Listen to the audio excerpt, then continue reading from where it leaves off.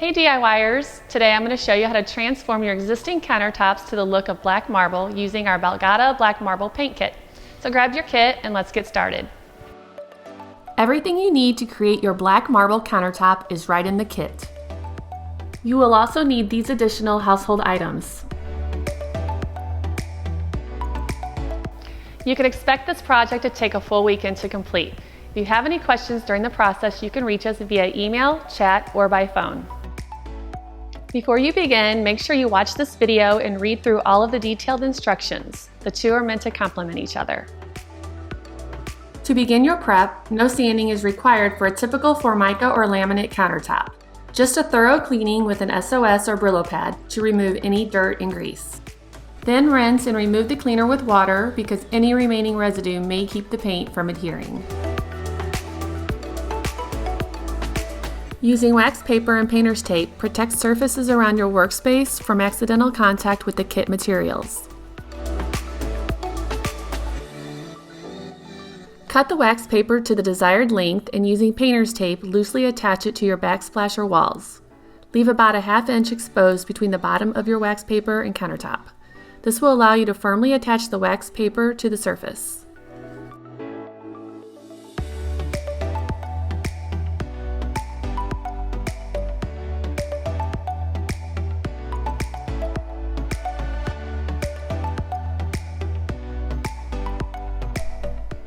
Use the included tarps to protect your cabinets, appliances, and floor. Tape your tarps to your cabinets and appliances to hold them in place, and run long strips of tape along the underside of your countertop. This will protect against kit materials that could harden and leave a rough edge. Trim a piece of excess tarp to use as a cover for your oven or any appliances above the countertop. This will help protect them during the veining step. Now you're ready to apply a coat of the black base primer. Start by using your foam brush to cut in around the creases, corners, and edges, and use the fabric roller to fill in the rest. Work in small sections and repeat this process until the entire countertop is covered. Edge in 2 or 3 foot sections at a time and then immediately roll that section so that your brush strokes blend in with the rolled areas.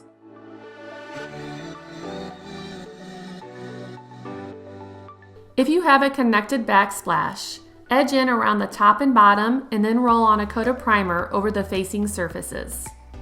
Roll in the direction that's easiest for you. You may have to change directions to get the shortest arm's length. Just try to blend the sections while they are wet and they'll dry evenly. For large areas like an island, you might want to stand on a step stool to extend your reach.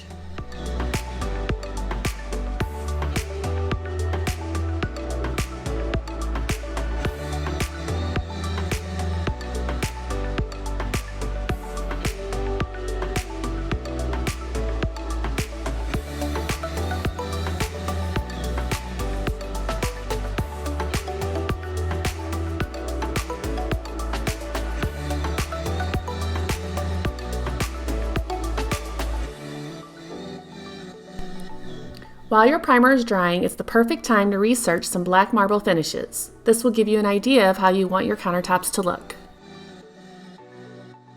Use your kit's included black practice board to try out the veining process before painting on your countertops.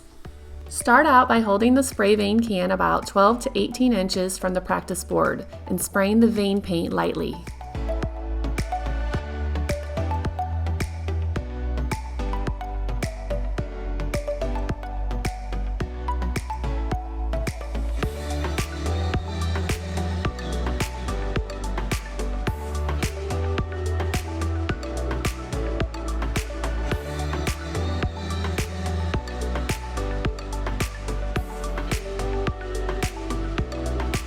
Now that you have the hang of how to create your veins, let's move on to your countertops. For the most control over the thickness and direction of your veins, hold the spray can about a 45-degree angle from the surface of your countertops and about 2 feet away. It helps to press the veining paint nozzle in short, controlled bursts moving from side to side or diagonally to keep the veins thin and stringy, just like in the samples you found online. Pressing down too long and keeping the can in one place will cause your veins to look more like splatters or splashes.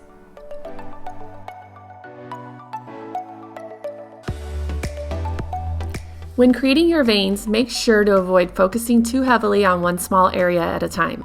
We recommend working in 6-foot sections to avoid creating a pattern or veining too heavily.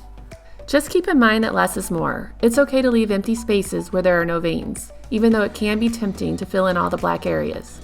Most black marble doesn't have a defined pattern. The veins can look random, dense in some spots, and very sparse in others. Just follow the examples you found online and paint enough veins to recreate the look. This will keep it authentic and help you avoid overworking the countertops.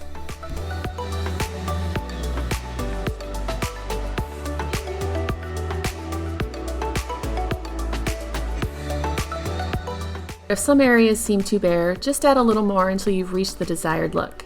If you do go a bit overboard and create too many veins, not to worry, it's extremely easy to fix. Simply wait until the veins are completely dry. Smooth the section with 600 grit sandpaper, wipe away the dust with a damp cloth, and reapply the black base primer. Then you're all set to reapply your veins. That's the beauty of this kit. It's ultra customizable.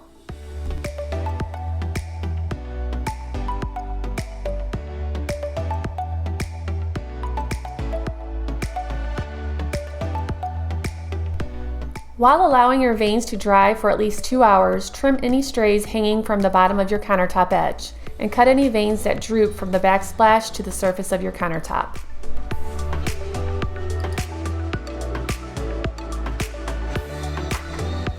When your veins are completely dry, use 600 grit sandpaper and lightly sand the entire surface of your countertops.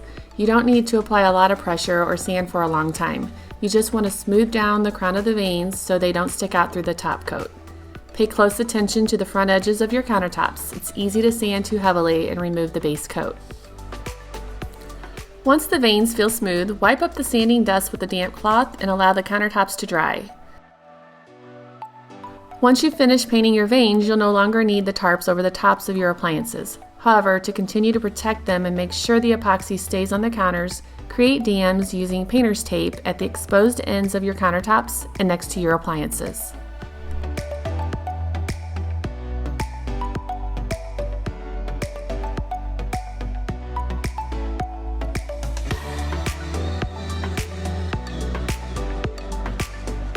To mix your first set, pour an entire can of activator into a can of resin, using your stir stick to remove all of the contents. Next, vigorously stir the mixture for 3 minutes and 30 seconds. You want to mix quickly, but keep from splashing any of the contents out of the container. It helps to hold the stir stick overhand, which will give you enough leverage to thoroughly and evenly mix the components.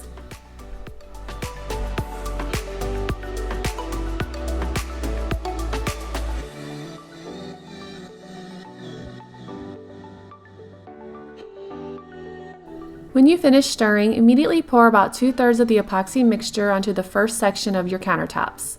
It helps to pour the mixture in 3 streams to make sure you'll have even coverage.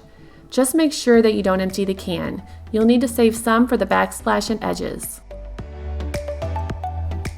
Within the same section, use the included 2-inch angle brush and begin applying the epoxy to your attached backsplash. Start by brushing the mixture over the top first. As it flows down the front, coat the remainder of the backsplash and in a single motion, lightly brush over the entire section.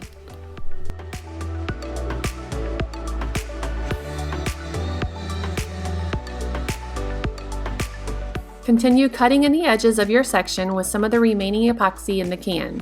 Don't worry about coating the edges perfectly, as you'll use the roller to make sure the entire surface is covered.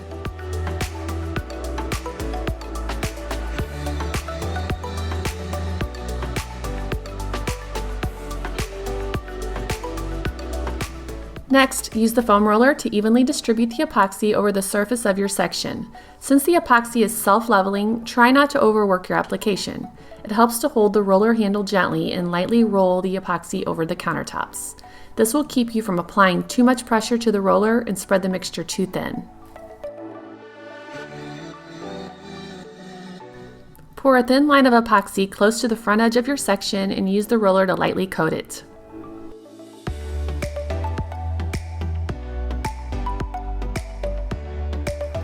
After you've covered the first 6-foot section, mix a second set of epoxy top coat and continue on to the next section, blending the 2 sections together to avoid creating a seam.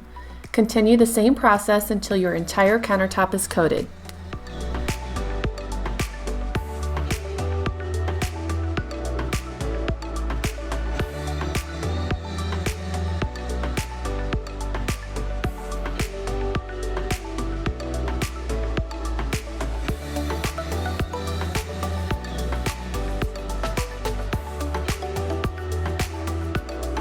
If your remaining section of countertop is less than 6 feet, use the proportionate amount of epoxy to cover the area.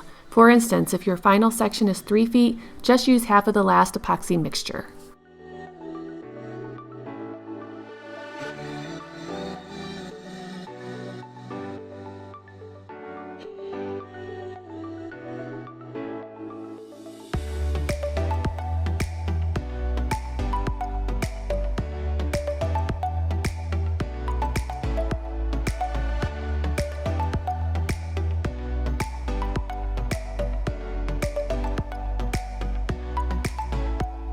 Keep in mind that once you've rolled on your top coat, do not add more unless you find bare spots. Doing so can create unwanted blemishes in your finish.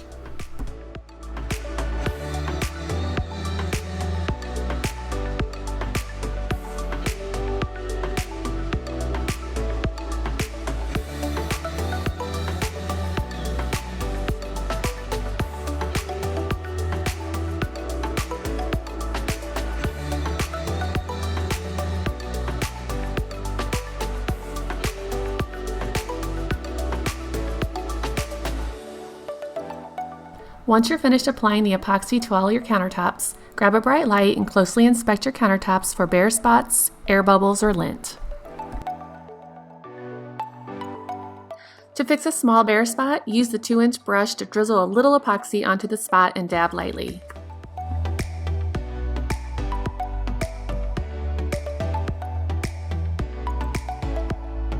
For air bubbles or lint, use your tweezers to gently pop the bubbles or pull out a piece of lint. Just make sure not to use the tweezers after an hour. At this point, the epoxy is starting to set up, and doing so may leave a divot. Remove the painter's tape between 1 and 2 hours after finishing the top coat. If you peel it off too early, the epoxy will run onto the taped areas. And if you peel it off too late, the tape will become cemented to your countertops. Remove the tape slowly to prevent it from touching the still curing epoxy. You may need a step stool to reach the backsplash, and avoid touching the front edge of your counters.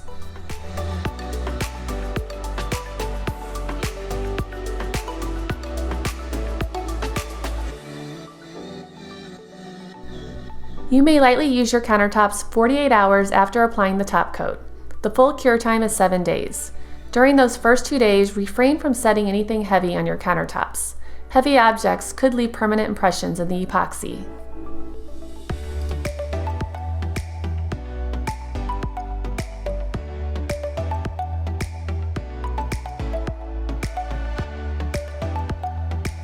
When caring for your new countertops, clean them using mild soap and water, or our specially formulated Giani countertop cleaner. Harsh chemicals can dull or damage the finish. Always use a cutting surface when preparing food, and a hot pad, trivet, or protective barrier when placing hot objects on your countertops. Treating your countertops with the proper care will help maintain the shine, durability, and beauty.